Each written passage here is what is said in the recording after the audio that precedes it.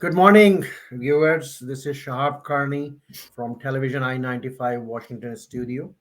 As pre-announced, we are going to talk about the latest Afghanistan situation and the background, how we got into all this. And to talk about that perspective, that situation, or I call it dilemma, I have with me Barry O'Connell. Welcome. Good morning, Barry. Good morning. A little bit of background, and of course, we're going to hear from Barry his background at why he got interested in Afghanistan. And he told me because of the rugs. Is that correct, Barry? Absolutely. So, One of the things that when we look at Taliban is actually just another name for the Pashtun people. So we might say, when did the dominance of Afghanistan by the Pashtun people start? And that's how I got interested in them. Because under, I believe it was Shah Abbas of Persia, a very long time ago, before Afghanistan became a country, they had a system called the Kizilbash system, and they would take tribes, or they would create tribal groups, and they might go to you, Shahab, and say, we're going to put you in charge of all these people, and you will collect the taxes, and you will be the king, and you will be rich. You owe us part of the taxes, and you have to supply troops. What happened was the first Abdali, who became that group became the Duranis, who became the kings of Afghanistan. They were given the Herat and Ghor region, the western side of Afghanistan. People often ask, this is the question I ask, why are there Baluch up there? Why aren't the Baluch in Baluchistan, and why are they different than the Baluch in Baluchistan? It was because Shah Abbas gave them to the first Abdali king. So when you look at this, it all sort of comes together. I use the rugs as a way to understand the people. First of all, Afghanistan is a place that exists primarily as the end of nowhere. And I don't mean that with any disrespect. But to the Persians, it was as far east as they went. To the Indians, it was as far north as they went. Northwest as they went. With the Uzbek, outside of capturing Herat for like 9 years, the Uzbek have never been a dominant force in what is now Afghanistan. We have all these different people. When we talk about these tribal groupings, whether we're talking about Taliban, which is a neo-tribal grouping created by our friends in Pakistan, who we love dearly, but Pakistan fostered this group, but what they did was they did it on a linguistic basis. These are the people who speak Pashtun or Pakhtun, depending, and there's a regional split. There's two different groups in there. There are the Western Pashtun who speak a language with very many Persian borrow words, and then there are the Eastern Pashtun who primarily inhabited what is now part of Pakistan. See, Pashtunistan was divided by the British. They just drew a line, the Durand line. They said on one side you're Afghanistan, the other side you're Pakistan. They didn't pay any attention to the people who live there. The people who were in the Pakistani side of Pashtunistan spoke a language with a great many borrow words from Urdu and from Hindi. So we end up with two different groups. And no group has ever really been willing to deal fairly with the other groups in the country. Finally, the British created a country. They drew a border. They said, this is the border. Anyone inside of it is an Afghan. But it's never really been a cohesive country. In the south, extending up to the Kabul area, we have primarily Pashtuns. Just to the west of Kabul, we have the Hazara. Now, the Hazara are an interesting people. They were accidentally created by Genghis Khan. What had happened was at the Battle of Talagan, which is one of the towns just north of the Hindu Kush along A76, he was invading Afghanistan, and his favorite grandson gets killed by an arrow from an archer on the walls of the castle at Talaga. At that point, they put the pressure on. They killed everyone there. But Genghis Khan was in a funk. He was very upset. He was concerned. He suddenly realized that he too would die. He realized his own mortality. So they dropped just south of there, across the Hindu Kush, into the Bamiyan Valley, and settled there for 18 months. Now, he sent the rest of his armies around the world, around the known world at that point, into Persia, into the Caucasus, sweeping through Russia, into China. I mean, the army was moving, but Genghis Khan was camped out with 10,000 of his bodyguards, and a bodyguard to the great Khan was equal to the highest level of a general. Now, at the same point, they had caravans of captured women coming in from China, from Persia, from the Caucasus, from every place. Wherever they conquered, they sent the slave girls to the Bamiyan Valley. After 18 months, Genghis Khan and his 10,000 men packed up and left the women.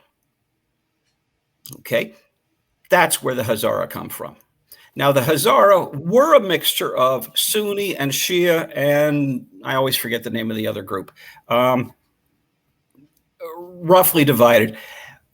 Finally, over time, the Sunni Hazara were able to assimilate into society. They were not discriminated against. The Shia Hazara were deeply discriminated against. And many of them were held, even within the last 50 years, as semi-slaves in that culture. I mean, they've had a very difficult time. There's two primary Shia groups in Afghanistan, the Hazara and the Qizilbash. The Qizilbash never fell into slavery, mostly because they were incredibly rich and they controlled the trade in gold, guns, and opium. They assimilated better. When you're rich, you always assimilate better. But we end up with all these different groups. North, if we were to go straight up A76 from Kabul, we're going to run into the to the Uzbek area. And these people are a proud people who want to maintain their own culture. They speak their own language. They speak a different language. They are not related to the Pashtuns. And the Pashtuns want to control them. Now, they had a general.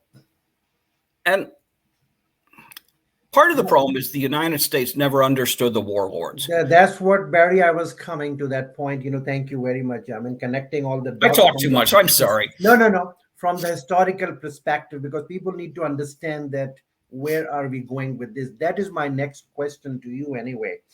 That why did not, after all those research and think tank in Washington, why this blunder was done by United States? What is your take on it? Arrogance. Tremendous arrogance by the military and by State Department. One of the things that in the United States, we tend to look at all Christians as the same, whether they're Catholic or Baptist or whatever. We think they're all the same. And, if just as long as they have a religion. President Eisenhower said, everyone needs a religion, and it doesn't matter which one. Okay. In Afghanistan, the society fractures along the lines of religion and language. Okay. Less of an extent along the lines of physical look. The Hazara look more Asiatic, but they divide on religion and language. Now, the problem that Taliban has and the problem that Pakistan has is that the North has a large contingent of ethnic Uzbeks living in Afghanistan. They've been there forever. That used to be the southern part of Uzbekistan. During the war, General Dostam ran an active army, first for the Russians, then for himself, then for the Russians, then for himself, then for Taliban, then for himself, always back and forth. Now, people look at him as, they say warlord, like it's a gangster, like it's a mob boss, but it's not. The thing they misunderstood is Afghanistan was divided into tribes. After the Russian war, the country redivided into tribes, a neo-tribalization of Afghanistan, so that whether it is the Farsi one and the Persian-speaking people in the Herat area had their own warlord, or actually tribal chief. The Uzbek had their own tribal chief and General Dostam. All these people divide into different groups because people will divide with people who speak the same language and look like them and think like them. That's the problem. Now, one of the big challenges for Pakistan in this whole thing is they were backing, and I'm going to mangle his name. I never know how to, I never heard anyone ever say his name, but Hekmatyar was Mujahideen leader. Gulbuddin Hekmatyar. Yes, Gulbuddin Hekmatyar was a ruthless, vicious Mujahideen leader. He was one of the most ruthless. He was also the most pro-Pakistan. And Pakistan would funnel Pakistan gained control of the U.S. arms going to the Mujahideen, and they gave it to their favorites first, and then to people they didn't care for, such as Ahmad Shah Massoud, last. So there was always a problem because Hekmatyar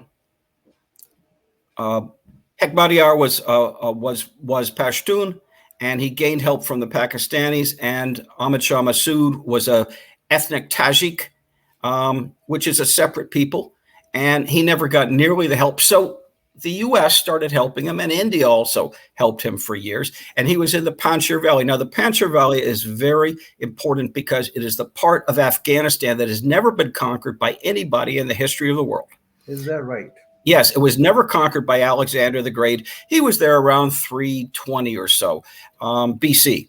Well, thank you for highlighting that, because now for the last 4 days, what we have been hearing is Ahmad Massoud and Panjshir and the friction that is on right now. So I'm glad that you're highlighting that historical fact.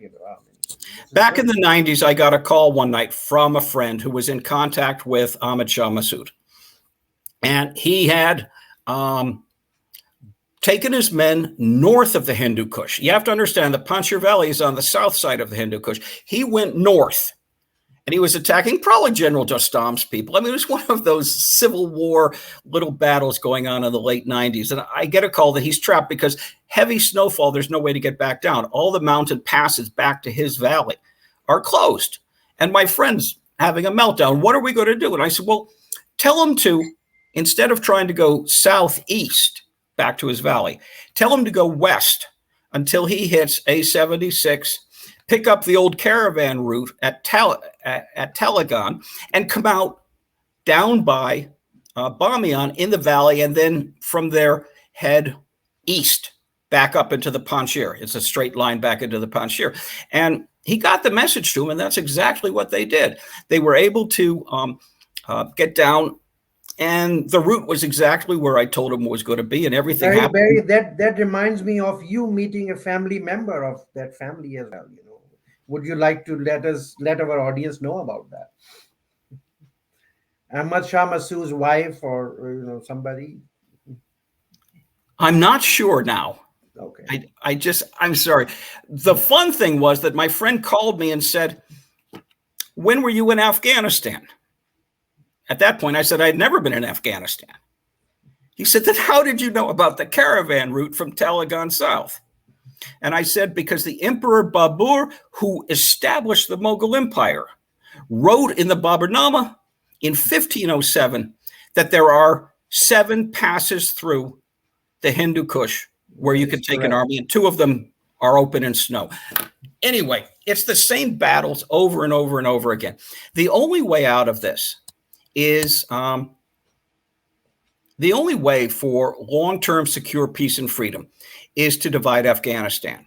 And if you were to draw a line along the Hindu Kush, take in the Panjshir Valley, and then scoop down and pick up the Hazara area south of the Hindu Kush, and then out to around Herat, and create that as a country, it would be a logical grouping. It would be a very logical grouping, and it could exist as a country. As long as it's part of Afghanistan, then anyone who wants to play games with the Taliban can send supplies into the Panjshir and arm the Tajiks, can send, thousands of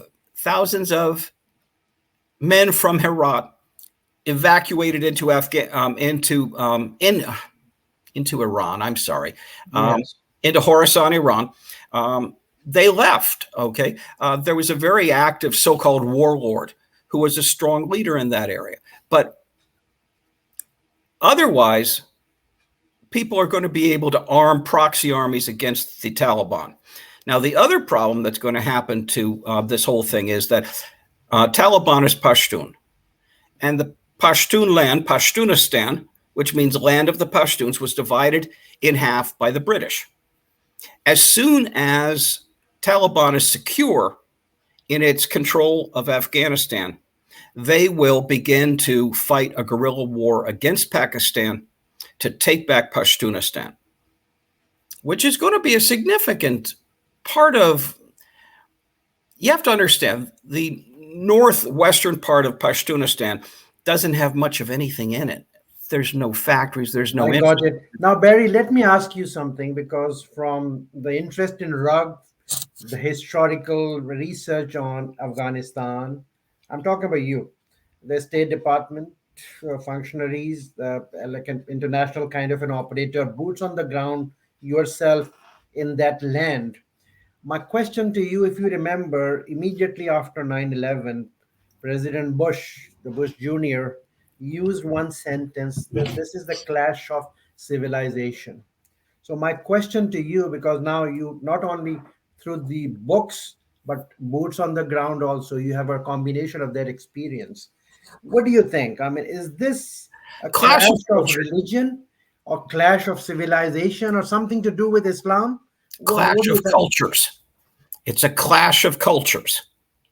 Now, I I'm not a Muslim, and I'm not an Islamic scholar, but the essence of Islam is submission to Allah.